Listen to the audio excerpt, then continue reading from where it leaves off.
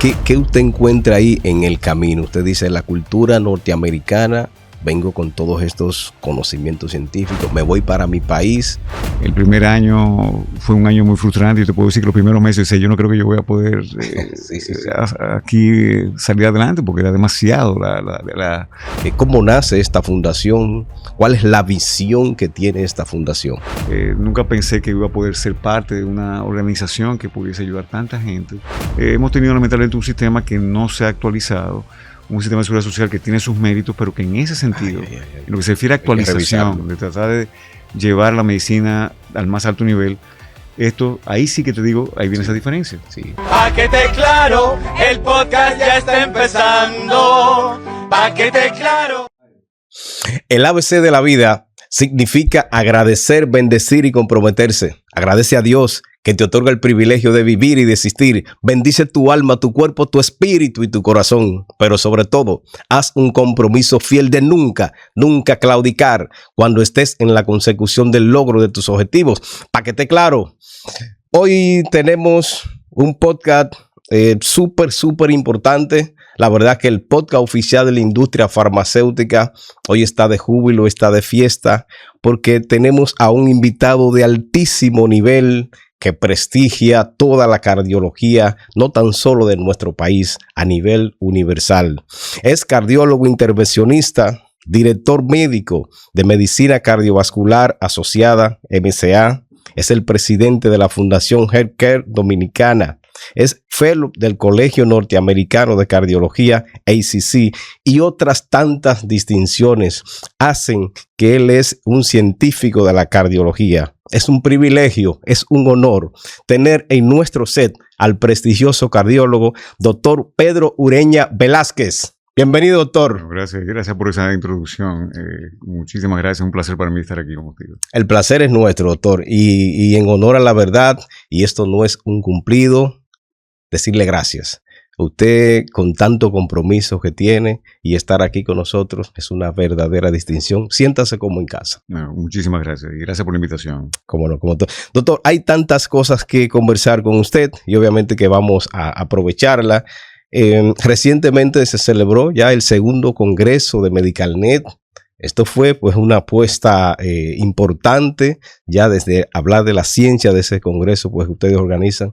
Comencemos por ahí, doctor, haciendo algunas reseñas. Seguro, mira, MedicalNet, como el congreso nuestro, es un congreso muy diferente, porque es un congreso que no se abarca una sola especialidad. Es una oportunidad para los especialistas, valga la redundancia, sí, saber qué están haciendo otros colegas en otras áreas. Y realmente el primero fue el año pasado, fue un éxito rotundo, y este segundo año, gracias a Dios, igual. Es una oportunidad donde, como yo le digo a los amigos, mi colega que está al lado, yo no sé lo que está haciendo y de repente aprendí muchísimo, aprendemos todos de lo que se hace en urología, en neurología, en ginecología, en fin, pediatría. Fue una reunión de especialistas de muy alto nivel con temas muy de actualidad. Y realmente sí, fue un éxito total y estamos muy contentos con ese resultado. Estamos ya planificando el próximo evento en 2 años. Así que sí, MedicalNet es una institución muy particular. Cumplimos 20 años ya. Y el congreso prácticamente refleja lo que fue el concepto de MedicalNet, donde tratamos de llevar excelencia en la medicina con una práctica ética, con una práctica médica con los más altos estándares. Y eso se refleja claramente en ese congreso. Qué bueno, qué bueno. Sí, es importante porque ahí estamos hablando de actualización, una actualización científica y no tan solo de cardiología, como usted muy bien señala, sino que ahí están todas las especialidades, que es muy importante. Yo digo siempre, nosotros somos médicos, referimos a nuestros pacientes a otros especialistas, pero también somos pacientes.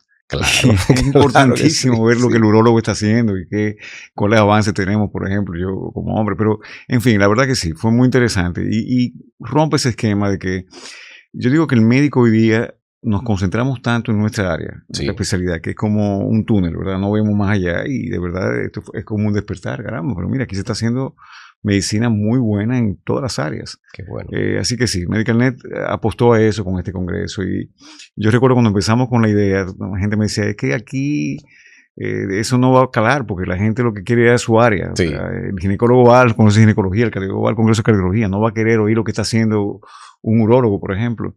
Y lo probamos que estaban equivocados. Sí. El entusiasmo, y yo digo que un sábado en la tarde, que fue que terminó el Congreso, y yo ver todavía ahí a las 5 de la tarde el salón lleno, te decía a ti, óyeme, ¿cuánto interés hay? Sí. Y al igual que el año pasado, este año lo tratamos de mezclar con algo que fuera de la medicina. En este caso, literatura, cultura.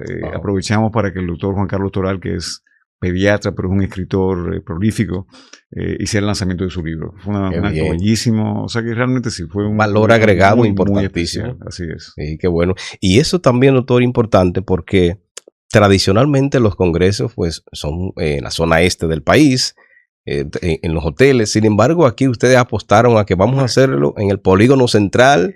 Tú sabes que eso es una cosa que yo, y quizás mucha gente no va a estar de acuerdo conmigo. Yo siempre he criticado mucho eso. Yo creo que realmente un congreso en medicina debe ser un congreso en medicina. Yo cuando voy a vacacionar, voy a vacacionar. Cuando voy a ciencia, voy a ciencia. Cuando yo fui gobernador del American College of Cardiology, fue el primer gobernador aquí. Hicimos el primer congreso del ACC y lo hicimos en el Embassy Suites, aquí mismo en la capital. Okay, sí, en la capital. Y también fue lo mismo, porque lamentablemente cuando tú vas a un resort, tú te desvirtúas un poquito. Casi todo el tiempo tú vas con tu familia. ¿Qué pasa? Ya al mediodía tus hijos están en la piscina y tu esposa quiere irte. Entonces, a veces tú tienes estas charlas excelentes, magistrales, con profesores de muy alto nivel, con un salón vacío. Y es una pena, porque estamos tratando de aprovechar. Hemos hecho esta inversión en invitar un experto que viene de España, de Francia, de Estados Unidos. Correcto. Y que de repente no se pueda sacar provecho porque estamos, como decimos un buen dominicano, en chercha, tú sabes. Yo creo que no. A mí en lo personal he sido siempre muy crítico de eso. Sí. Yo creo que los congresos se hacen en la ciudad. Y cuando usted termina su congreso, entonces usted sale a pasear, se va a la piscina, se va a la playa. Fíjate que tú vas a encontrar que los congresos grandes, léase, bueno, en el área mía, por ejemplo, el American College of Cardiology o el American Heart o el PCR, se hacen en la ciudad. En la ciudad. Tú te vas a ir a Washington, tú te vas a ir a ciudades grandes, no resorts. Nunca va a haber tu leche en Acapulco. No va a haber un elemento de distracción por ahí. Así que no, yo creo que cuando tú sacas ese tiempo para enfocarte en la ciencia, debes sacar el máximo provecho. O sea que sí, esa fue la idea de MedicalNet y yo fui muy vocal en ese sentido. Qué bien, qué bueno, qué importante. Bueno, augurarle éxito ya porque vienen otros tantos congresos así igual de importantes. Doctor, 1993, Hospital Mount Sinai, usted jefe de residente de medicina interna. Yo mi residencia, tanto medicina interna como cardiología, lo hice en Estados Unidos. Okay. Sí fui jefe residente de cardiología en el mismo hospital. Okay. Y sí, fue el 93, yo entré en el 1990 en la residencia de medicina interna. Y sí tuve ese gran privilegio de haber podido ser jefe de residentes en un sistema muy diferente al que yo estaba acostumbrado. Cultura, ¿verdad? Sí, o sea que realmente yo digo siempre es un decir que yo tengo, mientras más alta la verja, más alta la escalera. O sea, el esfuerzo es mayor, pero uno lo logra. Así que sí, obviamente eso me facilitó muchas cosas para el futuro. En Estados Unidos todavía y aquí también, obviamente, ser jefe de residente es algo que te abre muchas puertas y creo que me facilitó el poder entrar en una buena especialidad y una subespecialidad más adelante. Y eso es importante. La pregunta es, doctor, mirando aquí estas dos culturas, es decir, usted se forma allá, trae todos esos conocimientos acá. Entonces, ¿qué usted encuentra ahí en el camino? Usted dice, la cultura norteamericana, vengo con todos estos conocimientos científicos, me voy para mi país. ¿Con qué voy a encontrarme? ¿Qué voy a chocar aquí en términos conceptuales científicos? Mira, esa pregunta es muy interesante. Yo siempre hablo con los jóvenes cuando estamos ahora, jóvenes estudiantes o pasantes, que tenemos siempre un grupo de jóvenes estudiantes. El mundo cambió mucho después del Internet. Hay que reconocer eso. Claro, en la época donde yo me fui a Estados Unidos, la brecha que había en lo que era la práctica médica en nuestro país con relación a países desarrollados era abismal. Y todavía cuando yo regreso, todavía había una brecha muy importante. Eso, gracias a Dios, y digo, la globalización ha traído eso bueno, ya no es un muchacho no se va a asombrar por ver una sala con todas las últimas tecnologías, como nos pasa a nosotros. Yo recuerdo que la primera vez que yo entré a una sala de hemodinámica, dije, pero esto parece una película de la NASA, y es que ¿dónde yo estoy? O sea, realmente... así que no, siempre hemos tenido muy buenos clínicos, mis profesores fueron brillantes, pero la brecha tecnológica era extremadamente grande. Y sí, yo te diría que fue un reto mayor entrar a una residencia en Estados Unidos. Yo decía, bueno, yo hice mi pasantía en un batey en Boca Chica, donde realmente rehusábamos las suturas, donde teníamos todas las precariedades que en ese momento, estamos hablando de 1989, 88. Y de repente pasar... encontrarlo todo, ¿verdad? Pasar a un lugar donde todo es computarizado, donde ya en esa época, estamos hablando en el 90, los laboratorios eran en línea, donde las imágenes eran en línea, o sea, estamos hablando de una brecha muy grande. Sí. Así que sí, el primer año fue un año muy frustrante. Yo te puedo decir que los primeros meses, yo no creo que yo voy a poder aquí salir adelante, porque era demasiado las precariedades con las que uno venía en términos teníamos que tener mucho buen conocimiento médico, pero no sabíamos la tecnología, no sabíamos cómo manejarnos, cómo se escribían los récords, el lenguaje médico era muy diferente. Claro. Así que sí, ese primer año costó mucho. Yo siempre lo digo con mucho orgullo, me saqué de abajo, como decimos los dominicanos, y dije, bueno, espérate, yo no puedo regresar con el rabo entre las patas, como decimos a Santo Domingo, así que vamos a hacer lo que hay que hacer. Sí. Mire, ¿pensó usted en ese momento, como aquí hemos hecho esta referencia, levantar banderas blancas como en señales de que me voy a rendir, yo no voy a dar para esto, es que no, vengo de allá de Boca Chica y ahora con toda esta tecnología? Mira, yo te puedo decir que sí, claro que sí. O sea, hubo un momento donde yo pensé, caramba, quizá yo no voy a poder terminar, o sea, pero eso para mí era... como te digo, eso no se conceptualizaba en el momento de yo tener que regresar aquí con que no voy a poder lograrlo. Entonces sí, yo creo que hicimos un esfuerzo sobrehumano y no me canso de decirlo. Como yo estudiaba, como me quedaba en la biblioteca hasta horas de la madrugada, amanecido, o sea, todo eso hizo que compensara. Y digo esto no a manera como decía, sino como ejemplo para los muchachos que están empezando, de esa deficiencia, donde todos los compañeros míos, ninguno tenía esa deficiencia. Todos eran norteamericanos o venían ya con un año o dos de investigación. Por ejemplo, los extranjeros que habían tenían un nivel. Y yo salí siendo interno del año, o sea, salí como el mejor residente ese año, a pesar de esa deficiencia. Pero ¿qué pasó ahí? Bueno, yo perdí casi 30 libras ese primer año. O sea, yo realmente me fajé, que yo llegaba a las 5 de la mañana y a las 11 de la noche yo estaba ahí todos los días estudiando. Trabajando, estudiando, siendo el primero que llegaba, el último que me iba. O sea, y eso obviamente fue haciendo la diferencia. Entonces, lo que yo te decía al principio de que a mayor reto, mayor el esfuerzo, yo lo creo y es una filosofía de vida que he tenido todo el tiempo. Yo creo que no hay, tú quieres llegar a la luna, tírale a Marte, tú sabes, o sea, para que llegues a la luna. O sea, que realmente... sí, me costó muchísimo y no te puedo negar que al principio decía yo creo que yo no estoy preparado para este reto, pero no estoy preparado, voy a prepararme. Voy a hacer el esfuerzo, voy a tratar de dar lo mejor que yo pueda y si no puedo, no fue por falta de esfuerzo. De esfuerzo, ¿verdad? Eso es lo que yo digo siempre. Tú no te puedes rendir y decir, concho, me he rendido. No, espérate, yo hice lo más que yo puedo y no pude hacerlo, pues, amén. Mira, es una filosofía que yo recuerdo que yo tenía incluso con los exámenes. Yo decía, mira, cuando yo cogí un examen siendo estudiante y yo decía, si yo me quemo, se quemó todo el mundo. ¿Sí? Porque no es que yo fuera más inteligente o más, no, pero si a ti te toman 10 minutos aprenderte algo, a mí me toma media hora, yo voy a estudiar 2 horas. Perfecto. Pero al final no vamos a ver igual. Entonces yo decía, no hay forma de que yo no me sepa lo que va a salir ahí porque yo lo voy a tratar de estudiar a lo más que yo pueda. Entonces creo que esa filosofía y ese concepto siempre lo he tenido y lo sigo teniendo todavía. Sí. Yo creo que siempre hay que dar un poco más de lo que se te pide. Ir la milla extra. La milla extra. Eso al máximo y no ceder ante los retos por grande y gigante que parezcan, ¿verdad? Y mire las cosas de la vida, doctor. Esto es una motivación intrínseca de los seres humanos. Cuando se enfrenta con algo que a simples rasgos puede decir, y yo voy a dar para esto. Es una interrogante que surge, voy a dar para esto. Y uno se abruma, se llena de incertidumbre, de duda. Sin embargo, lo asume como esa motivación intrínseca. Sí, yo lo voy a intentar, yo lo voy a lograr. Claro. Y obviamente que ahí está la referencia. Mira, y eso es algo que yo sigo viendo todavía. Fíjate, casi todos estos jóvenes que salen de aquí con esa aprehensión de que quizás voy a poder, en general, terminan yéndole muy bien. Y yo te puedo decir que son pocos los casos donde yo tengo exalumnos míos que no han descollado en sus residencias, que no son jefe residente, internos del año. Bueno, ayer me llegó precisamente una notificación de un muchacho que hizo la pasantía con nosotros hasta el año pasado y ahora fue el interno del año en su hospital en Nueva York. Okay. Y él me mandó ese diploma con mucho orgullo. Y digo, oye, mi hijo, tú no te imaginas cómo yo me siento cada vez que yo veo la satisfacción, ¿verdad? De estos jóvenes que esas conversaciones que estamos teniendo tú y yo, las he tenido yo con ellos siempre. Digo, señores, usted va ahí y del primer día, usted tiene que decir, a mí me van a recordar. Me van a recordar porque nadie va a fajarse más que usted, nadie va a hacer mayor esfuerzo.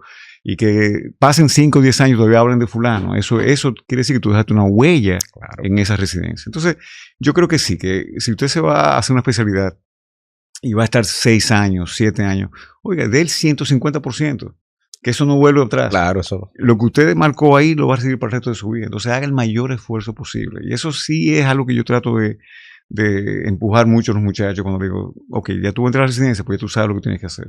El 150%. Aquí no hay 100%, es 150%. 150, una milla extra, sí o sí. Entonces, para que los resultados, pues obviamente, queden evidenciados. Y le digo siempre lo mismo, el primer año es el que define.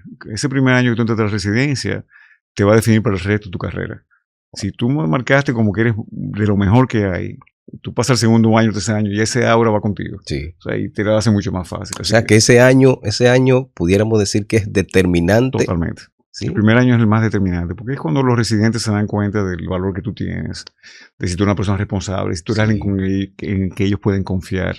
La residencia médica es algo hasta cierto punto parecido como una academia militar. Tú tienes el primer año, segundo año, tercer año, jefe residente. Sí. Viene siendo como el cadete, primer año, segundo año. Entonces, el primer año obviamente es el que, como decimos, un mundo americano recibe toda la cajeta, es el que tiene que fajarse, el que tiene que llegar primero. Pero el segundo año depende mucho de él. Y si el primer año lo hace mal, el segundo año queda mal. Entonces, aquí tienen los jefes que están atentos. Entonces, yo recuerdo que siempre la mejor señal de que lo estás haciendo bien es cuando los seniors, los segundo y tercer año, te quieren a ti en su equipo. Wow. Y se pelean por ti. Bueno, tú sabes que tú lo estás haciendo bien porque se sienten tranquilos contigo en el servicio. Entonces, sí, yo creo que esa residencia, esos años son algo que yo lo recuerdo con mucho, como te digo, mucha satisfacción y quizá con hasta cierta añoranza, nostalgia, porque fueron unos años muy bonitos, de reto, de oportunidades, de aprendizaje sobre todo. Desafíos que hay ahí. Desafíos, quizá la palabra mejor que puede ser esa, desafíos, pero sí, cuando veo hacia atrás, digo, oye, me lo daría exactamente igual, sin ninguna duda. Sí. Doctor, la tecnología, sin lugar a dudas, que ya es un eje transversal en todos los procesos de la vida, en todos. Entonces, mirando ya desde el punto de vista cardiológico, nos vamos para la cardiología. La inteligencia artificial está presente en nuestro país, se le está dando el uso, no le tiene miedo, no hay pánico con esta herramienta. ¿Cómo está la cardiología en nuestro país en términos tecnológicos? Mira, yo te puedo decir en nuestro país, yo creo que se está empezando a implementar. Yo creo que hay, como todo, hay diferentes niveles. O sea, hay profesionales que le han adoptado más que otros. No te puedo decir que todavía en República Dominicana es indispensable tenerla. Yo creo que todavía no podemos hablar de ser indispensable, pero es una herramienta que claramente te va a ayudar a hacer mejor diagnóstico, a hacer mejor tratamiento. Fíjate, nosotros, por ejemplo, en imágenes, las imágenes realmente, la inteligencia artificial te facilita el trabajo. En mi caso en particular, yo hago procedimientos hemodinámicos. Sí. Y uno de los procedimientos que hacemos se llama ultrasonido intracoronario. Esa es una herramienta muy útil porque nos permite ver la arteria desde dentro y te da una visión tridimensional.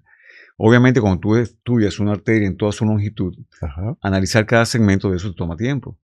Claro. Hoy día, con el software de inteligencia artificial que contamos, pues lo que me tomaba 30, 40 minutos, ahora me toma 5 minutos. Wow. Porque de un solo trazado, la inteligencia artificial me dice dónde están las placas, cuál es la longitud, dónde es que está más calcificada. Todo eso lo tengo yo en un santiamén prácticamente. Sí. Entonces, sí.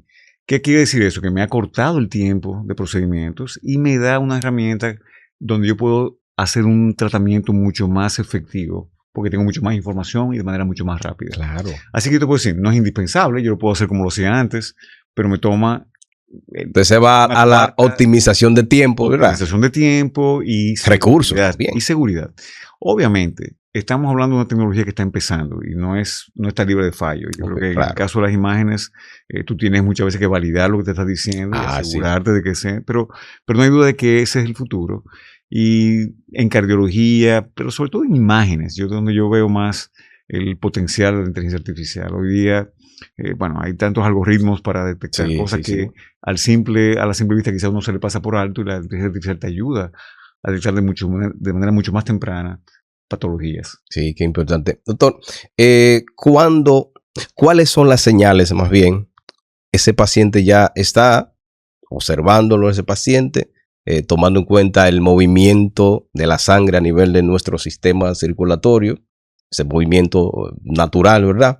Pero dice el doctor, espérame, a este paciente hay que ya entrar en un procedimiento hemodinámico. ¿Cuándo o cuáles son esas señales que usted, como el especialista, dice, espérame, esto va para hemodinamia? Bueno, mira, hemodinamia abarca muchos sectores. O sea, vamos a decir que estamos hablando una patología coronaria, por ejemplo, es un segmento. Hay patologías valvulares, hay patologías congénitas. Así que van a haber muchas situaciones. Ahora bien, lo más común, que es lo que se hace en general, que son las coronarias, para el paciente que tiene angina de pecho, que tiene un infarto de miocardio, hay una condición que es sine qua non, es el infarto. El paciente que llegó con un infarto de miocardio, ahí no hay ninguna duda de lo que hay que hacer. Uno lo estabiliza, pero con la idea siempre de terminar en un cateterismo cardíaco. Depende del tipo de infarto, hay que hacerlo de una vez, o otro tipo hay que hacerlo un poquito más tarde, pero al final esa quizás es una entidad donde no hay ninguna duda. Sí. En otras situaciones, pues depende, o sea, pacientes que tengan síntomas, que sugieran una angina de pecho o que tengan una prueba diagnóstica, le hace un eco o una prueba de esfuerzo que nos dice o nos sugiere que hay un problema coronario, pues eso es otra indicación. Pero como te digo, hay una miríada de patologías. En el caso valvular, muchas veces el paciente que ya tiene síntomas de insuficiencia cardíaca, sabemos que tiene una válvula afectada, pues por eco, por resonancia o por lo que le hayamos hecho, pues esos son pacientes que muchas veces tenemos que hacer cateterismo cardíaco con la finalidad de ya hacer una corrección definitiva. En el caso congénito, por igual. O sea, los pacientes congénitos muchas veces empiezan a manifestar clínica de insuficiencia cardíaca o de poca oxigenación muy temprano en la vida.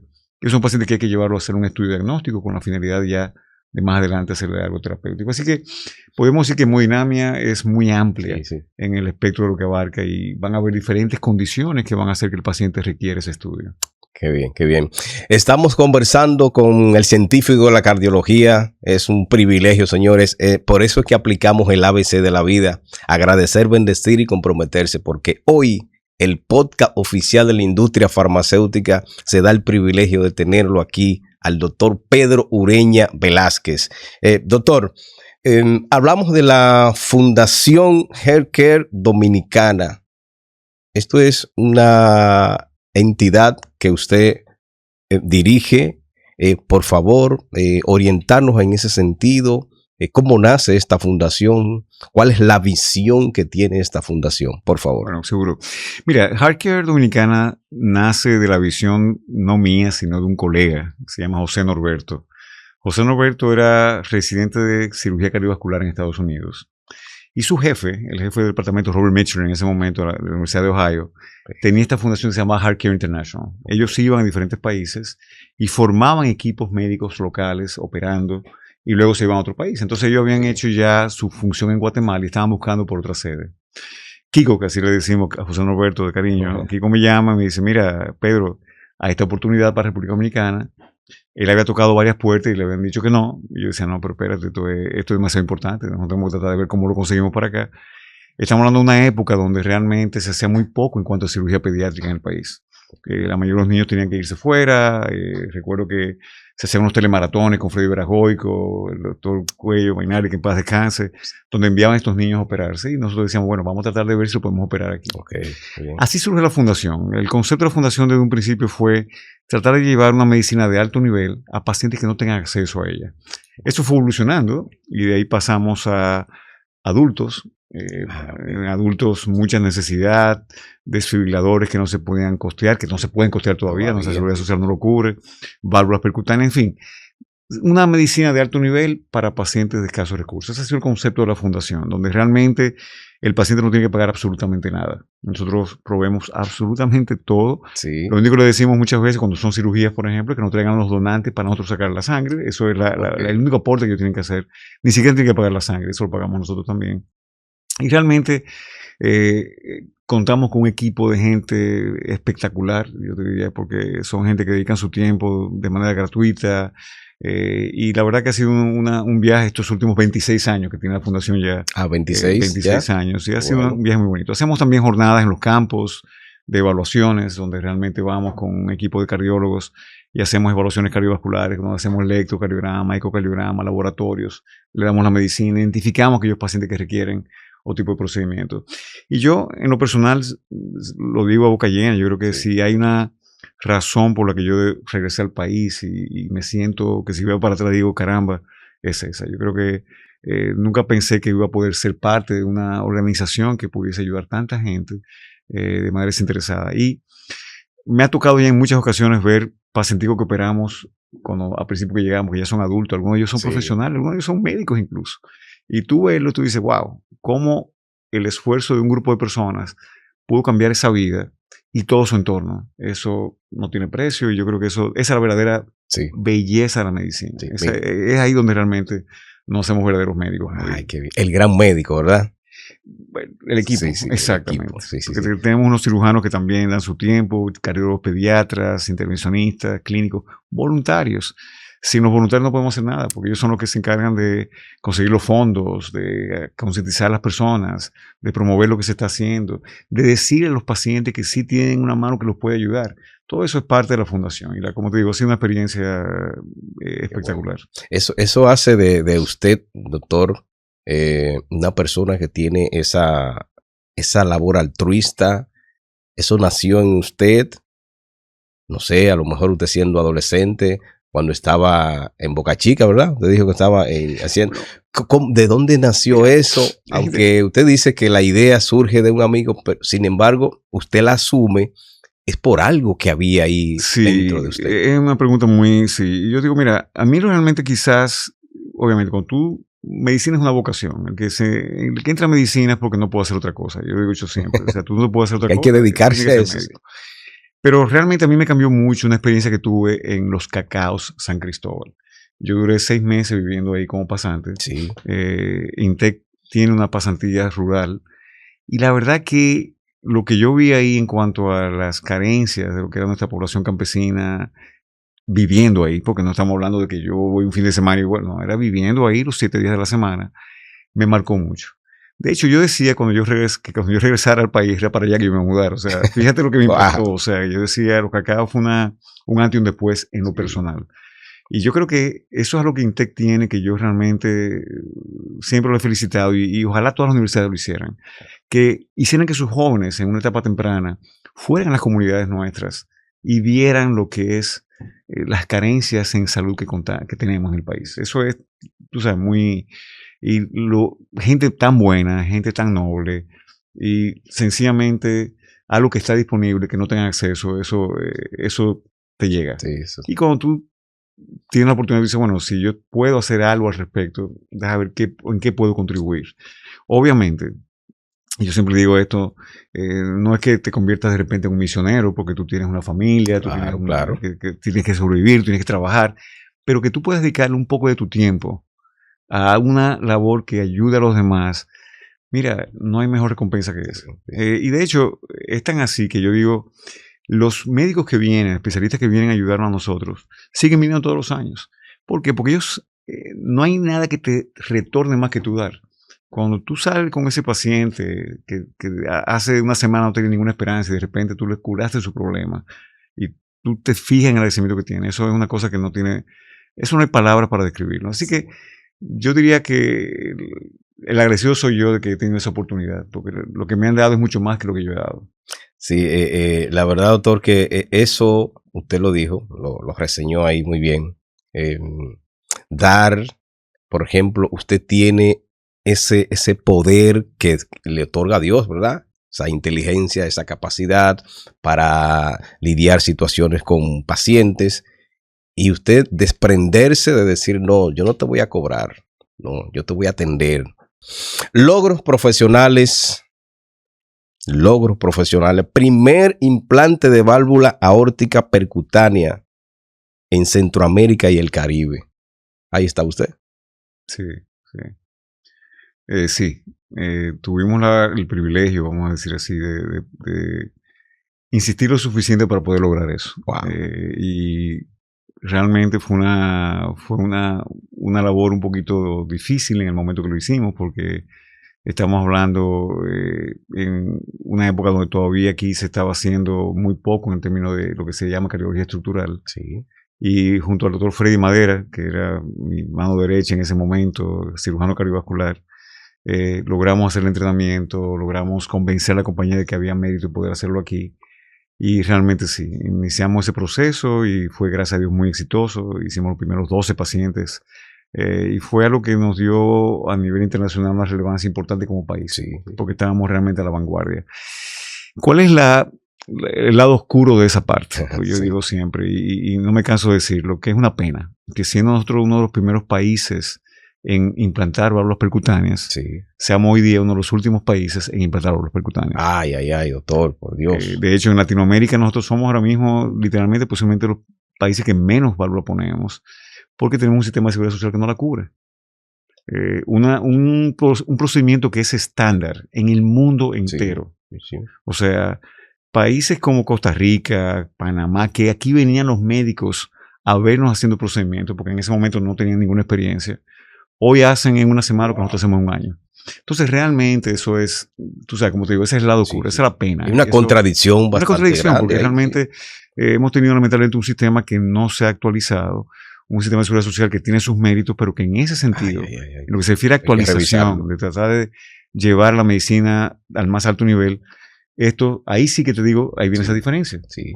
Tú puedes ser un individuo trabajador, clase media, que tengas tu seguro, y tienes una condición que amerite una válvula aórtica, y tú no tienes cobertura. El sistema. Y una válvula cuesta $20,000. Y un procedimiento de esto fácilmente sale un par de millones. ¿Quién tiene ese dinero para sacarlo del bolsillo? Entonces tú ves la gente vendiendo su carro, vendiendo su casa, haciendo una hipoteca, para poder acceder a lo que debería estar garantizado por nuestro sistema. Esa es la pena de esto. Y que digo esto de la válvula aórtica, pero te puedo hablar de los desfibriladores, te puedo hablar de los sincronizadores, te puedo hablar de clip mitral. O sea, tantos procedimientos que hoy día son estándar en el mundo. Y no tenemos la vergüenza de ser, bueno, en el caso de desfibriladores, para que tú tengas una idea de lo que estamos hablando, ¿tú sabes cuáles son los únicos dos países junto con nosotros que no ponen desfibriladores en su sistema de seguridad social? Haití y Bolivia.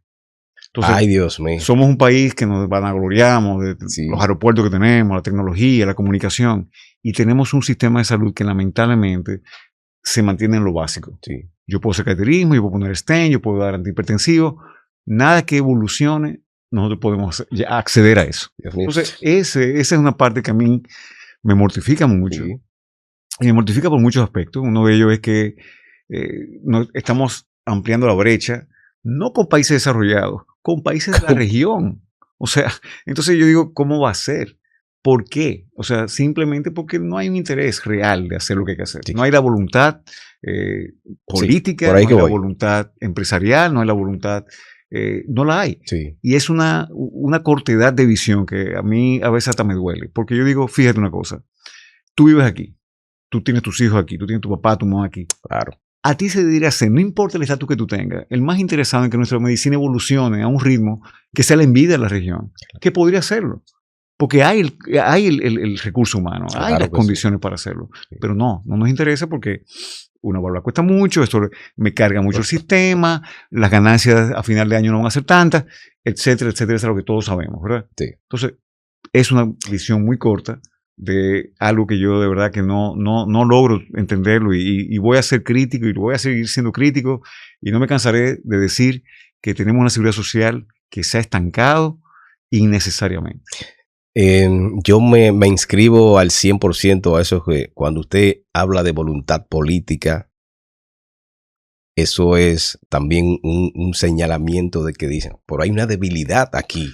Hay una debilidad, incluso a nivel congresual, doctor, porque el Congreso debe apoderarse de esta ley de seguridad, de esta ley de salud, ¿verdad? Y decir, no, espérame, aquí hay cosas que hay que ya ir quitando, que son importantes. Lo interesante es que la ley no está mal redactada, y eso es lo triste del caso. Sí. Mira, la ley contempla que cada 2 años hay que revisar el catálogo. Pregúntame cuándo fue el que revisó el catálogo de cardiología. Hace 15 años fue el último. Ay, Dios mío. Entonces la ley está ahí. Vamos a aplicarla. Pero hay intereses que no te permiten aplicarla. No lo Mira, permiten. yo escribí un artículo hace un par de semanas y lo escribí porque yo fui a El Salvador. El Salvador es un país que, yo te puedo decir, hace quizá 15 años yo tuve interacción con algunos médicos de El Salvador y te puedo decir que literalmente la distancia entre lo que ellos estaban haciendo y lo que estábamos haciendo era así, a favor de nosotros. A favor de... Sí. Yo fui ahora a un hospital y yo le pedí a una colega que me conectara con un cardiólogo allá porque quería ver lo que estaba haciendo. Como se habla tanto de la seguridad, modernidad, yo quería ver lo que estaban haciendo. Yo fui al hospital, un hospital público, y en esa mañana ellos habían hecho ya 4 pacientes de infarto agudo de miocardio de manera aguda. Ellos tienen un número de válvulas, ¿sabes lo que yo tengo? Para el hospital público, asignadas mensualmente. Cuando entro ahí a la sala de hemodinamia, tenían ultrasonido intracoronario en el hospital público, algo que lo tengo yo solamente prácticamente en el país, aquí en el país a nivel súper privado. Y tú dices, wow, ¿y cómo esta gente, con una economía que es 4 veces menos que la de nosotros, muy inferior, con una infraestructura que es nada que ver, nosotros parecemos una metrópoli al lado de San Salvador? Claro. Y sin embargo tienen eso. Eso se llama voluntad. Eso se llama un gobierno que decidió que la salud tenía que ser la prioridad. Sí. Y mire ahora, doctor, el día que nosotros tengamos un gobierno que decida eso, esto va a cambiar. Porque se puede. Se puede. Lo que pasa, insisto, no ha habido la voluntad hasta este momento. Sí. Que a propósito de El Salvador, el hospital ahora que recibe una monstruosidad. Yo quería ir a ese hospital, pero todavía estaba en remodelación cuando fui. Me dijeron, no puedo entrar porque todavía está en remodelación y no permiten el acceso. Pero eso es lo que yo quería ver. Pero me fui a otro hospital público. Y te digo que de verdad que fue alucinante. Yo tiré fotos. Yo le mandé a todos los colegas míos la foto. Y de hecho, me siento tan indignado que en el avión de regreso fue que yo escribí ese artículo, donde yo decía, básicamente, un país como el nuestro, con tantas, pero con una salud que deja mucho que desear. ¿Qué usted entiende de que se pudiera alguna luz en el camino en torno a este tema? Que usted diga, sí, esto lo vamos a poder lograr entre todos. Algún esfuerzo mancomunado que esté la sociedad en sentido general. Esto precisamente que estamos haciendo tú y yo aquí es parte de lo que yo entiendo que debemos seguir haciendo. Como yo digo, tanto da la gota en la piedra hasta que hace un hoyo. Entonces yo creo que nosotros tenemos que seguir insistiendo. Nuestras sociedades médicas tienen que empoderarse de esto. Olvídense de los congresitos en la playa no, vamos a trabajar en lo que hay que hacer. Vamos a tratar de mejorar la salud en este país. Y eso tiene que hacerse con insistencia, voluntad y sobre todo concientización, porque es lo que yo digo. La gente solamente se concientiza de la salud cuando se enferma o cuando un ser querido se enferma. Mientras tanto, eso es algo que no es importante hasta que te llegue el momento. Entonces, ¿quién más que a nosotros nos conviene tener un sistema de salud donde yo me ponga malo en Atomayor y que yo sepa que yo voy a una clínica de Atomayor y me van a dar los servicios de primera calidad? ¿A quién me interesa más que cuando yo tenga ya 80 años y tenga que ponerme un desfibrilador o una válvula, yo tenga acceso con mi seguro médico? Que no tenga que estar haciendo una colecta entre los familiares para que me lo puedan pagar. O sea, todos deberíamos estar interesados en eso. Entonces, olvidemos, sí, qué bueno el turismo, qué bueno las telecomunicaciones, qué bueno. Señores, pero hay un bien que está en la Constitución que es un derecho. Que se llama la salud y la educación. Claro. Y no podemos ignorar una de la otra. Entonces, fíjate lo que pasa con esto. Es una espiral. En el momento que yo me siento que estoy atrasándome en lo que es desarrollo, ¿qué incentivo tiene un muchacho que se va a entrenar fuera para regresar a su país? Entonces hay un elemento de fuga de cerebro que la gente no piensa en eso. Donde realmente, óyeme, no van a seguir viniendo porque no tienen nada que hacer aquí, no tienen nada que buscar. No hay una motivación. O sea, la motivación, sí, tú puedes tener una medicina privada muy buena, pero el volumen que yo puedo hacer a nivel privado de estos procedimientos que, como digo, están asequibles en el país, no representa algo significativo. Porque el que puede pagarlo se va afuera. Y un porcentaje de lo que lo pueden pagar se quedan aquí, pero no es la mayoría. Y sin embargo, una población admitiéndose con fallo cardíaco, con muchísimos problemas, falleciendo, invalidándose, teniendo la disponibilidad de poder hacerse aquí. Usted lo ha dicho ahí, el sistema, la ley está y es buena, tiene esos nichos ahí oscuros, que es lo que hay que prestarle atención. Entonces, con voluntad política, doctor, que el Congreso que lo revise a profundidad y con intención, con una intención de decir, no, espérame, estas cosas que usted habla de un stent, de todo esto, de un desfibrilador, no todos los pacientes van a tener acceso a eso. Entonces, si hay una ley que dice, sí, espérame, yo con mi carnet, yo voy y me van a atender. Mira, siempre se ha hablado mucho. Cuando tú hablas con los expertos en seguridad social y que están en el otro lado, vamos a decir así, te hablan de sostenibilidad del sistema. Te dicen, mira, el sistema de salud de la República Dominicana no tolera una carga como la que representa. Eso es una falacia. En lo personal te digo, eso es una falacia. Sencillamente porque hay cuotas y hay proyecciones que tú puedes hacer. Y cuando yo te digo a ti que un país como Costa Rica, que tiene una economía menor que la de nosotros, que El Salvador, Colombia, cualquiera de estos países que tú ves que están haciendo cosas que nosotros estamos haciendo, es porque se puede. Claro. O sea, ahora hay que estructurarlo. Tú dices, bueno, yo puedo poner 100 bárbaros al año, eso es lo que el sistema aguanta. Bueno, son 100 dominicanos que se salvaron. Claro. Son 100 familias que tienen una persona que en vez de estar en el hospital semanal, está en su casa. Entonces, vamos a hacer las cuotas, vamos a ver cuánta gente nosotros podemos salvar y busquemos las fundaciones como HeartCare y eso para que podamos trabajar en conjunto y podamos ayudar más gente, más personas. Un esfuerzo mancomunado entre todos, la sociedad, todo. El capitalismo, por Dios, de este país, ¿verdad? Que es tan fuerte. Hay que aunar esfuerzos. Doctor, ya nos enseña, ay Dios mío, esta conversación tan importante, este privilegio. Joven sobresaliente de la República Dominicana, premio a la excelencia médica, premio a la trayectoria y contribuciones a la cardiología dominicana. Eso lo consagra usted como una persona ícono dentro de la medicina de nuestro país. La emoción ya, y con eso nos vamos, con estos logros tan importantes y estas referencias que hacen hacia su persona. Mira, yo para mí, yo te diría que son reconocimientos que valoro mucho y lo aprecio mucho y yo me siento que dominicano al 150%. Eso te decía del porcentaje sí, así lo siento yo. Yo soy un abanderado arrastrado en mi país y que quiero siempre lo mejor para mi país. El poder haber contribuido, aunque sea en lo más mínimo, a mejorar la condición aquí, si esos reconocimientos hablan de eso, pues para mí es motivo de mucho orgullo. Qué bueno. Pues un placer, la verdad que un honor, el privilegio de tenerlo a usted.